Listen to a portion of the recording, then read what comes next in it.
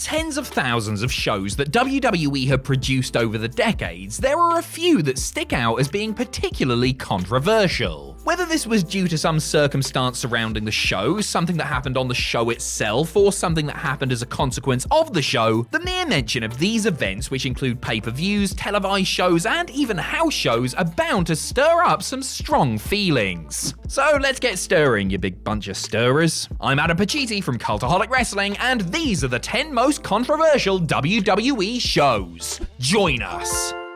Number 10, December to Dismember. Look, there is a reason they only did one standalone ECW pay-per-view after rebooting the brand full-time in 2006. Going into December to Dismember, only 2 matches had been announced, the Extreme Elimination Chamber for the ECW title and a tag team match pitting Eminem against the Hardys. The rest of the show was padded with obvious filler, while the headliner was altered on the night when Sabu, who had heat with management, was taken out of the chamber and replaced with Hardcore Holly. Fans hated that, but they hated hand-picked WWE prospect Bobby Lashley winning the ECW title even more. The mastermind behind the original ECW, Paul Heyman, also didn't like what he was seeing, having originally pitched CM Punk walking out as champ. That, along with a general presentation and promotion of the pay-per-view, led to a huge blow-up between Heyman and Vince McMahon, each blaming the other for the show's shortcomings. Heyman was removed from the creative team and sent home immediately after, forced to sit out as his contract expired.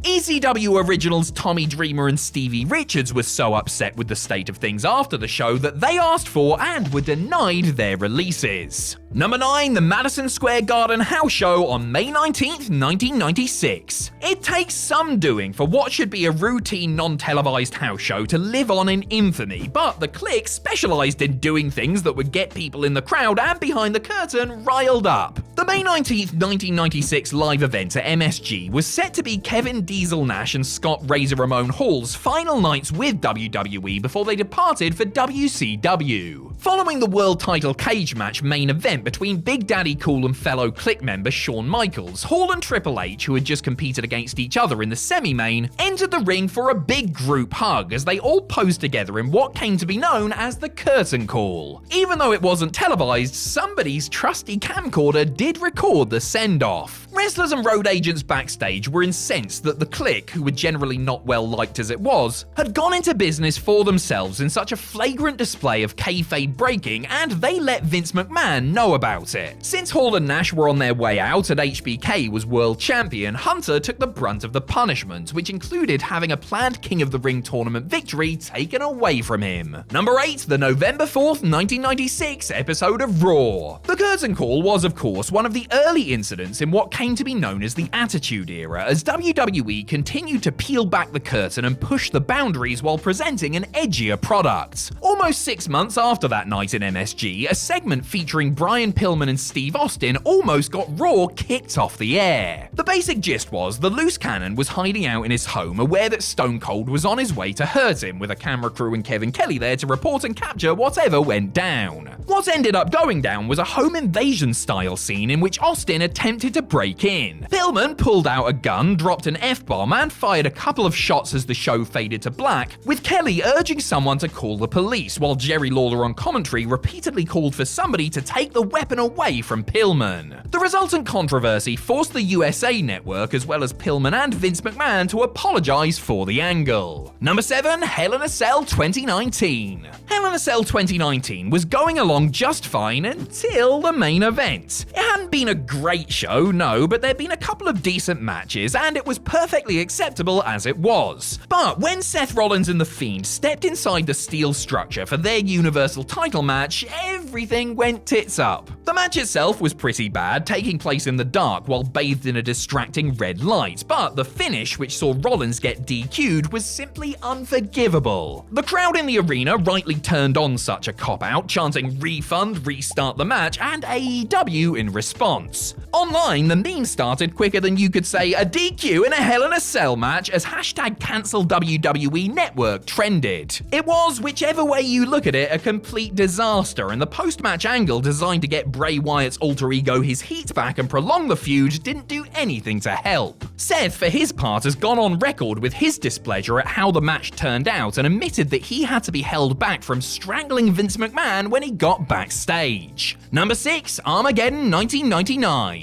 Scantily clad ladies were a common sight during the Attitude Era, but actual honest-to-goodness nudity had been restricted to Jacqueline's wardrobe malfunction at Capital Carnage 1998. That was only allowed to happen because the show was taking place in the United Kingdom, and I guess nobody cared, since we're all a bunch of filthy heathens who walk around with our bits out 24/7 over here. Things were different in the United States, especially towards the end of 1999, with the Parents Television Council breathing down WWE's neck and successfully encouraging advertisers to drop their sponsorship due to the promotion's risque content. In spite of, or perhaps because of, this pressure, WWE opted to pull a little stunt at Armageddon 1999. Following her evening gown pool match title defense against Jacqueline, BB and Ivory, women's champion Miss Kitty took off her bra and very briefly flashed her breasts before Sergeant Slaughter covered them up with a towel. A day later, WWE sent out a press release apologizing profusely for the unauthorized exposure, as well as editing that part out of cable replays of the show. For what it's worth, Stacey Carter later claimed that the camera was supposed to be filming her from behind, not the front. Number 5, the July 7th, 2005 SmackDown.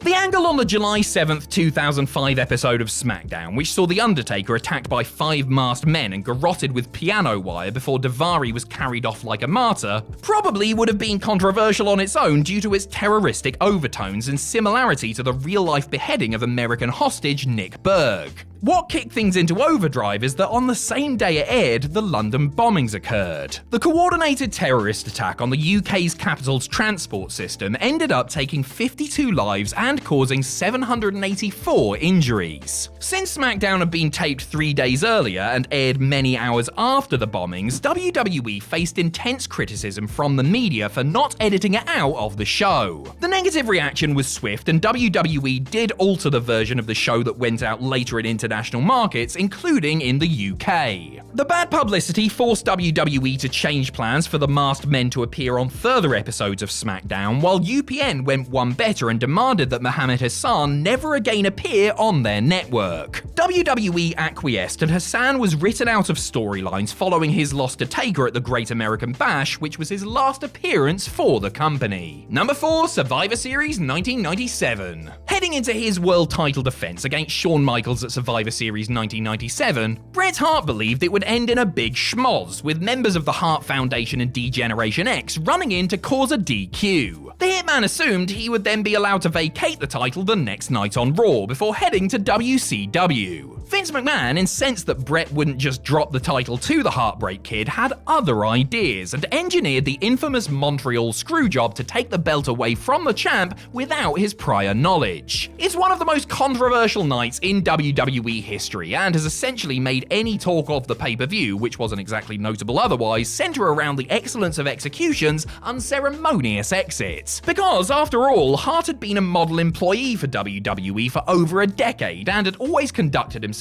with business and class, and would have dropped the title to Michaels if HBK hadn't been acting like such a prick. The controversy didn't subside with McMahon's subsequent Bret Screwed Bret speech or the release of the revealing Wrestling with Shadows documentary. Speaking of great documentaries about the Montreal Screwjob, how about this for a cheap plug, eh? Number 3, Crown Jewel 2018. WWE's multi-year deal with Saudi Arabia was controversial to begin with due to the kingdom's poor human rights record, treatment of women and minorities, and for its role in the civil war in Yemen. Many commentators recoiled at WWE accepting hundreds of millions of dollars to run shows in the country and pointed to it as a prime example of Saudi Arabia trying to sportswash their reputation. The relationship was put under a bigger microscope prior to WWE's second show there due to the killing of Saudi dissident journalist Jamal Khashoggi a month prior. While some WWE stars were outspokenly in favor of working the show as a means to promote change, John Cena, Daniel Bryan and Roman Reigns, who ultimately couldn't work the show anyway due to a leukemia diagnosis, all told Vince McMahon that they would not be getting on the plane in response to Khashoggi's death. In the face of staunch criticism, WWE went ahead with the events, but removed all references to the show's location in the run-up, and publicly cited a contractual obligation to the General Sports Authority as the reason for their failure to boycott the country. Number 2, the Chris Benoit Tribute Raw. On June 25th, 2007, news broke that Chris Benoit, his wife Nancy, and their son Daniel had been found dead inside their family home. The episode of Raw that was planned for that night, which in a bit of morbid irony was originally scheduled to be a eulogy for the Mr. McMahon character, was scrapped, and a tribute show to their former World Heavyweight Champion was presented in its place. Highlights of the Rabid Wolverine's famous matches and moments played, while Vince McMahon and the announcers spoke about Benoit from an empty arena. Interspersed throughout the night were emotional testimonials from Benoit's colleagues, including Steve Austin, John Cena, and Triple H. Not too long after the show had gone off the air, the horrific truth of the Benoit family tragedy began to emerge and reality set in. WWE had just paid tribute to a man who murdered his wife and son before ending his own life. Some condemned WWE for running the show without knowing all the facts first, while others speculated that WWE knew, or at least had an inkling about, what had happened in that house before Raw went on the air. The show, like Chris Benoit himself, has now been permanently erased from WWE history. Number 1, Over the Edge 1999.